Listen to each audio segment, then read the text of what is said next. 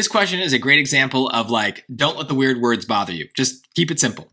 Main idea, let's take a look. In 18th century Britain, the aesthetic concept of the picturesque set a new standard for the appreciation of nature. In contrast with formal gardens, which were explicitly artificial, picturesque scenery, whose hallmarks were rugged terrains and medieval ruins, was prized for its appearance of untamed wilderness. So there's a clear contrast here, right? I mean, they literally say the word contrast. They're talking about something being artificial versus untamed, right? Wild, not artificial, I guess. Yet the experience of the picturesque was highly mediated. That's a tough word. We'll talk about that. Landscapes were admirable insofar as they adhered to depictions of nature in art and poetry, and tourists seeking the picturesque used optical devices such as tinted mirrors to transform views into painterly images. So, okay, things are transformed. They're using some sort of devices to look at them. There's something...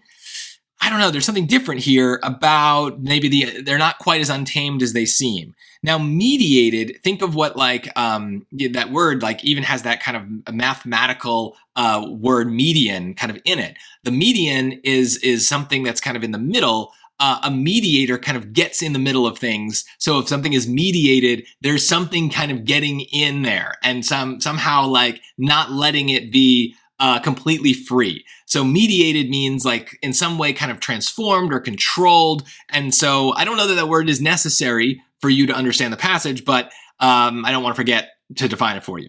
So let's look at the choices. Choice A, a main idea. Although the picturesque gained currency as an aesthetic ideal in 18th century Britain, meaning it gained favor, it gained popularity, the self-evident contradictions inherent in the concept drew much contemporary criticism.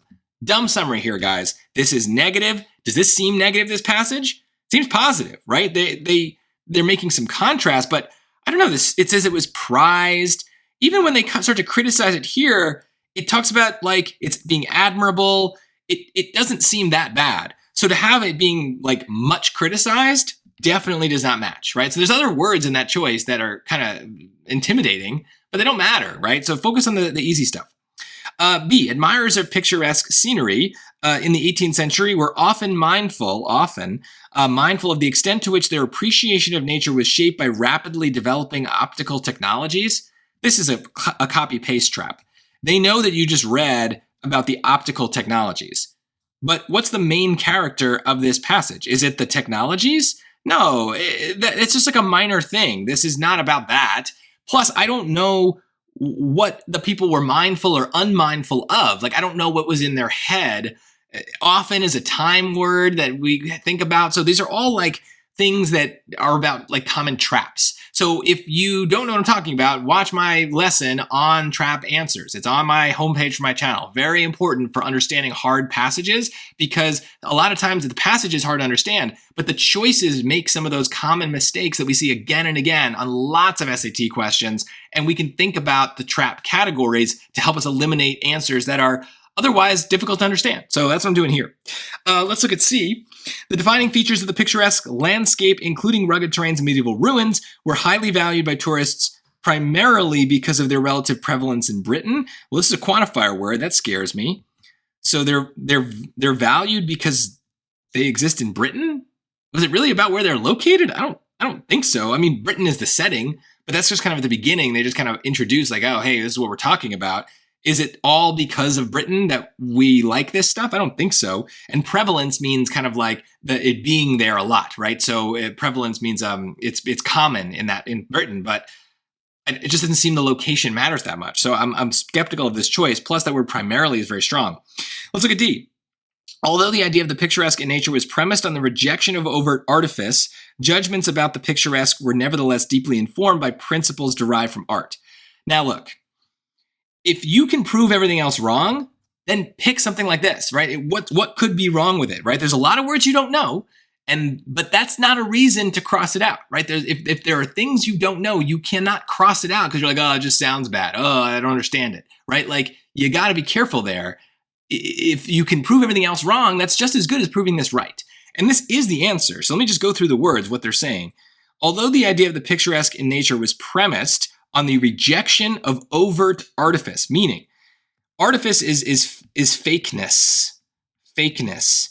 So if something is overt, it's obvious. And so they're rejecting something being obviously fake. That's what they said, right? They're contrasting with the things that are artificial. And this is untamed. This is wild. This is natural. That's what they're saying, right? So that part checks out with the first sentence. Then we have a comma, and then we continue. Judgments about the picturesque were nevertheless deeply informed by principles derived from art. So are they informed by principles derived from art? Well, it seems like they're using devices and tinted mirrors to turn it into painterly images. I don't think I've ever heard the word painterly in my life, but I know what a painter is, and okay, fine. Seems good. Seems like an artistic thing.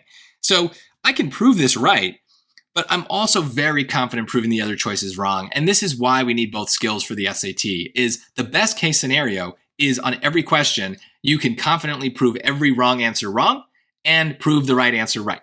But we know there are going to be things we don't understand and words that we don't know and then we have to work around. And so if we strengthen both skills as much as possible, sometimes we just use one of them to answer the question. We know the right answer is right because we can prove it. Or we don't know what it says, but we've proven everything else wrong and that's good enough. I would still, in that case, mark it for review. To be clear, I understand that this is the answer confidently. I'm not confused in any way. But if that were me and I were only getting D because I've proven everything else wrong, you should mark that for review and make sure that even if you got it right, you can come back to it and watch my video to see if there's something more to it. There's a lot of tough words in here, but I don't think we need to know them to get this question right. So don't get intimidated out of a question just because of the hard words. You might understand more than you think. Even something like connotations can help.